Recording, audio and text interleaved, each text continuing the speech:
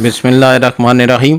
तो दोस्तों सिंघाड़ा ਦੇ ਬਾਰੇ ਤੁਹਾਨੂੰ ਮੈਂ ਦੱਸਾਂਗਾ। ਸਿੰਗਾੜਾ ਇਸ ਨੂੰ ਵਾਟਰ ਚੈਸਟਨਟ ਵੀ ਕਿਹਾ ਜਾਂਦਾ ਹੈ।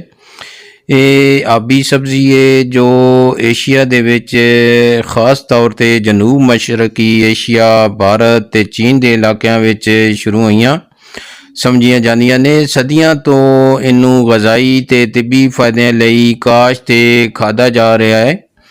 ਇਹ ਆਮ ਤੌਰ ਤੇ ਝੀਲਾਂ ਤੇ ਤਲਾਬਾਂ ਵਿੱਚ ਉਗਦਾ ਹੈ ਤੇ ਉੱਪਰ ਪਾਣੀ ਦੇ ਉੱਤੇ ਤਰਦੀ ਆਸਾ बढ़ती ਜਾਂਦੀ है और जितनी बड़ी हो जाती है फिर इसकी तन्ना और इसकी जो ऊपर सिंगाड़ा लगता है इसके छिलके ਨੂੰ ਉਤਾਰ ਕੇ ਅੰਦਰੋਂ इसकी गुठली ਨੂੰ किया जाता है और जो अंदर गरी होती है उसनों इस्तेमाल किया जाता है। ਸਿੰਗਾੜਾ ਦਾ ਸਾਸੀ ਨਾਂ ਜਿਹੜਾ ਹੈ ਟ੍ਰੈਪਾ ਬਾਈਕੋਰਨਸ ਹੈ। ਇਸ ਪੌਦੇ ਦਾ ਖਾਣ ਹਿੱਸੇ ਦੀ ਜੜ ਜਾਂ ਗੁਠਲੀ ਹੁੰਦੀ ਹੈ। ਸਿੰਗਾੜਾ ਵਾਟਰ ਚੈਸਟ ਦੇ ਕੁਝ ਫਾਇਦੇ ਮੈਂ ਤੁਹਾਨੂੰ ਹੁਣ ਦੱਸਾਂਗਾ। ਸਿੰਗਾੜਾ ਚਿਕਨਾਈ ਵਿੱਚ ਕਮ ਤੇ ਕਾਰਬੋਹਾਈਡਰੇਟਸ ਵਿੱਚ ਵਾਧਾ ਹੁੰਦਾ ਹੈ, ਜਿਸ ਨਾਲ ਇਹ ਤਵਾਨਾਈ ਦਾ ਅੱਛਾ ਜ਼ਰੀਆ ਬਣਨ ਵਾਲਾ ਹੈ। ਇਸ ਵਿੱਚ ਫਾਈਬਰ ਹੁੰਦਾ ਹੈ ਜੋ ਹਜ਼ਮ ਨੂੰ ਬਿਹਤਰ ਬਣਾਉਂਦੀ ਹੈ ਤੇ ਆਂਤਾਂ ਦੀ ਸਿਹਤ ਨੂੰ ਫਰੋਗ ਦਿੰਦਾ ਹੈ। ਇਸ ਵਿੱਚ ਅਗਰ ਵੇਖਦੇ ਹੋ ਤੇ ਕੈਲਸ਼ੀਅਮ, ਫਾਸਫੋਰਸ, ਮੈਗਨੀਸ਼ੀਅਮ ਤੇ ਪੋਟਾਸ਼ੀਅਮ ਵਰਗੇ ਮਾਦਨੀਆਤ ਹੁੰਦੇ ਨੇ ਜੋ ਮਜਮੂਈ ਸਿਹਤ ਨੂੰ ਹਮਾਇਤ ਦਿੰਦੇ ਨੇ। ਇਸ ਦੇ ਖਾਣ ਨਾਲ ਬੰਦਾ ਬੜਾ ਫਿਟ ਹੋ ਜਾਂਦਾ ਨੇ ਤੇ ਤੁਹਾਨੂੰ ਇਸ ਨੂੰ ਥੋੜਾ ਇਸ ਸੀਜ਼ਨ ਇਸਦਾ ਬੜਾ ਥੋੜਾ ਹੁੰਦਾ ਨੇ ਤੇ ਇਸ ਨੂੰ ਇਸਤੇਮਾਲ ਕਰਨਾ ਚਾਹੀਦਾ, ਨਹੀਂ ਤੇ ਫਿਰ ਇਹ ਹਕੀਮਾਂ ਕੋਲੋਂ ਮਿਲਦਾ ਨੇ। ਇਸ ਨੂੰ ਹਾਈਡਰੇਟਿੰਗ ਲਈ ਇਸਤੇਮਾਲ ਕਰਦੇ ਨੇ, ਯਾਨੀ ਸਿੰਗਾੜਾ ਵਿੱਚ ਪਾਣੀ ਦੀ ਮਿਕਦਾਰ ਜ਼ਿਆਦਾ ਹੁੰਦੀ ਹੈ ਜੋ ਗਰਮ ਮੌਸਮ ਜਾਂ ਜਿਸਮਾਨੀ ਸਰਗਰਮੀ ਤੋਂ ਬਾਅਦ ਹਾਈਡਰੇਸ਼ਨ ਵਿੱਚ ਮਦਦਗਾਰ ਸਾਬਤ ਹੁੰਦੀ ਹੈ। ਹਾਜ਼ਮਾ ਦੇ ਲਈ ਵੀ ਇਹ ਬੜਾ ਫਾਇਦਾਮੰਦ ਹੈ। ਸਿੰਗਾੜਾ ਵਿੱਚ ਚੂੰਕਿ ਫਾਈਬਰ ਦੀ ਜ਼ਿਆਦਾ ਮਿਕਦਾਰ ਆਂਤਾਂ ਦੇ ਨਿਜ਼ਾਮ ਨੂੰ ਬਿਹਤਰ ਬਣਾਉਣ ਵਿੱਚ ਮਦਦ ਦਿੰਦੀ ਹੈ ਤੇ ਕਬਜ਼ ਦੇ ਇਲਾਜ ਵਿੱਚ ਮਦਦਗਾਰ ਹੈ। ਇਹ ਕੁਦਰਤੀ ਤੌਰ ਤੇ ਪੇਟ ਨੂੰ ਸਾਫ਼ ਕਰਨ ਵਾਲਾ ਹੁੰਦਾ ਹੈ ਤੇ ਆਂਤਾਂ ਦੀ ਹਰਕਤ ਨੂੰ ਬਿਹਤਰ ਬਣਾਉਂਦੀ ਹੈ। ਇਹ ਡਿਟੌਕਸੀਫਿਕੇਸ਼ਨ ਯਾਨੀ ਜਿਸਮ ਦੇ ਅੰਦਰ ਜਿਹੜੇ ਜ਼ਹਿਰ ਆਲੂਦ ਮਾਦੇ ਯਾਨੀ ਗਜ਼ਾ ਦੇ ਵਿੱਚ ਅਸੀਂ ਮੁਖਤਲਿਫ ਕਰਦੇ ਹਾਂ ਤੇ ਚਿਕਨਾਈਆਂ ਖਾਂਦੇ ਹਾਂ ਤੇ ਤਲੀਆਂ ਹੋਈਆਂ ਚੀਜ਼ਾਂ ਖਾਂਦੇ ਹਾਂ ਤੇ ਕੁਛ ਉਸ ਦੇ ਅੰਦਰ ਜ਼ਹਿਰ ਆਲੂਦ ਚੀਜ਼ਾਂ ਬਣ ਜਾਂਦੀਆਂ ਤੇ ਇਸ ਵਿੱਚ ਡਿਟੌਕਸ ਕਰਨ ਵਾਲੀਆਂ ਬੜੀਆਂ ਖਸੂਸੀਅਤ ਹੁੰਦੀਆਂ ਨੇ ਤੇ ਇਹ ਜਿਸਮ ਤੋਂ ਜ਼ਹਿਰੀਲੇ ਮਵਾਦ ਨੂੰ ਨਿਕਾਲਣੇ ਵਿੱਚ ਮਦਦਗਾਰ ਸਾਬਤ ਹੋ ਸਕਦਾ ਨੇ।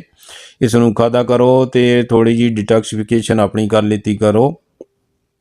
ਖਾਣੇ 'ਚ ਵੀ ਬੜੇ ਮਜ਼ੇ ਦਾ ਹੁੰਦਾ ਨੇ। ਸੋਜ਼ਿਸ਼ ਤੋਂ ਬਚਾਓ। ਸਿੰਗਾੜਾ ਵਿੱਚ ਸੋਜ਼ਿਸ਼ ਨੂੰ ਕਮ ਕਰਨ ਵਾਲੀ ਖਸੂਸੀਅਤ ਹੁੰਦੀਆਂ ਨੇ ਜੋ ਜੋੜਾਂ ਦੇ ਦਰਦ ਜਾਂ ਗਠੀਆ ਵਰਗੇ ਮਸਾਇਲ ਲਈ ਫਾਇਦਾਮੰਦ ਹੁੰਦੇ ਨੇ।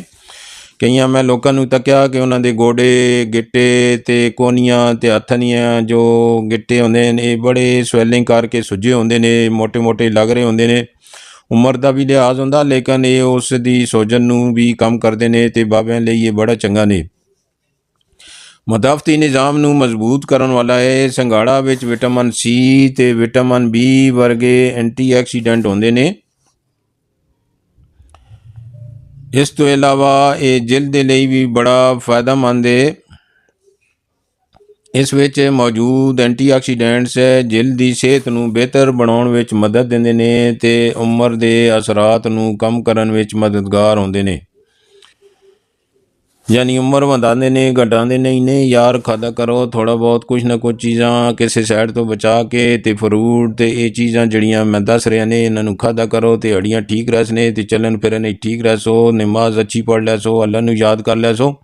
ਵੈਸੇ ਵੀ ਅਗਰ ਜਵਾਨ ਹੋ ਤਾਂ ਖੇਲ ਕੂਦ ਲਈ ਵੀ ਬੜਾ ਫਾਇਦਾਮੰਦ ਨੇ ਕਿਉਂਕਿ ਇਹ ਵਜ਼ਨ ਨੂੰ ਵੀ ਕਮ ਕਰਦਾ ਨੇ। ਸਿੰਗਾੜਾ ਵਿੱਚ ਕੈਲਰੀਜ਼ ਕਮ ਤੇ ਫਾਈਬਰ ਜ਼ਿਆਦਾ ਹੁੰਦਾ ਹੈ ਜੋ ਵਜ਼ਨ ਕਮ ਕਰਨ ਵਾਲੇ ਅਮਲ ਵਿੱਚ ਮਦਦਗਾਰ ਹੁੰਦਾ ਹੈ ਕਿਉਂਕਿ ਇਹ ਜਲਦੀ ਪੇਟ ਨੂੰ ਭਰਾ ਰੱਖਦਾ ਹੈ ਤੇ ਜ਼ਿਆਦਾ ਖਾਣ ਤੋਂ ਬਚਾਓ ਕਰਦਾ ਹੈ। ਯਾਨੀ ਇਸ ਨੂੰ ਖਾ ਲਓ ਤੇ ਕਮ ਅਜ਼ ਕਮ ਤੁਹਾਡੀ ਕਾਫੀ ਟਾਈਮ ਤੱਕ ਤੁਹਾਨੂੰ ਇਹ ਪਤਾ ਲੱਗੇਗਾ ਕਿ ਭੁੱਖ ਨਹੀਂ ਹੈ ਤੇ ਨਾਰਮਲ ਜਿਸਮ ਦੀ ਤਵਾਨਾਈ ਨੂੰ ਤਾਂ ਭਰਪੂਰ ਰੱਖਦਾ ਹੈ ਲੇਕਿਨ ਦੂਸਰੀ ਸਾਈਡ ਤੇ ਥੋੜੀ ਜਿਹੀ ਭੁੱਖ ਨੂੰ ਦਬਾਈ ਰੱਖਦਾ ਹੈ ਤੇ ਬੜਾ ਫਾਇਦਾਮੰਦ ਹੁੰਦਾ ਹੈ। ਬੰਦਾ ਜੂ ਮਣ ਕੇ ਖਾਂਦਾ ਹੈ ਤੇ ਫਿਰ ਇੰਜਾਰ ਕੁੱਪਾ ਬਣਦਾ ਜਾਂਦਾ ਹੈ ਤੇ ਉਸ ਤੋਂ ਬਚਾਉਂਦਾ ਨੇ। ਬਲੱਡ ਪ੍ਰੈਸ਼ਰ ਨੂੰ ਮਤਵਾਜ਼ਨ ਕਰਦਾ ਨੇ। ਸਿੰਗਾੜਾ ਵਿੱਚ ਮੌਜੂਦ ਪੋਟਾਸ਼ੀਅਮ ਖੂਨ ਦੇ ਦਬਾਅ ਨੂੰ ਮਤਵਾਜ਼ਨ ਰੱਖਣ ਵਿੱਚ ਮਦਦ ਕਰਦਾ ਹੈ ਤੇ ਹਾਈਪਰਟੈਂਸ਼ਨ ਦੇ ਖਤਰੇ ਨੂੰ ਕਮ ਕਰਦਾ ਹੈ। ਸਿੰਗਾੜਾ ਵਾਟਰ ਚੈਸਟਨਟ ਦੇ ਇਸਤੇਮਾਲ ਖਾਣੇ ਵਿੱਚ ਇਸਤੇਮਾਲ। ਸਿੰਗਾੜਾ ਨੂੰ ਕੱਚਾ ਉਬਾਲ ਕੇ ਖਾਓ ਜਾਂ ਭੁੰਨ ਕੇ ਖਾਓ। ਇਸ ਨੂੰ ਇਹਨਾਂ ਤਮਾਮ ਸ਼ਕਲਾਂ 'ਚ ਖਾਧਿਆ ਜਾ ਸਕਦਾ ਹੈ। ਭਾਰਤ ਵਿੱਚ ਇਹ ਖਾਸ ਤੌਰ 'ਤੇ ਰੋਜ਼ਿਆਂ ਦੇ ਦੌਰਾਨ ਖਾਧਿਆ ਜਾਂਦਾ ਹੈ ਅਤੇ ਇਸ ਨੂੰ ਲੋਕ ਠੰਡਾ ਸਮਝਦੇ ਹਨ ਔਰ ਇਸ ਦਾ ਇਸਤੇਮਾਲ ਅੱਛਾ ਰੱਖਦੇ ਹਨ। ਮੇਰੀ ਵੀਡੀਓ ਐਂਡ ਹੋਣੇ ਕੋਲ ਹੈ ਅਤੇ ਮੈਂ ਇਜਾਜ਼ਤ ਚਾਹਾਂਗਾ। ਅੱਲਾ ਹਾਫਿਜ਼।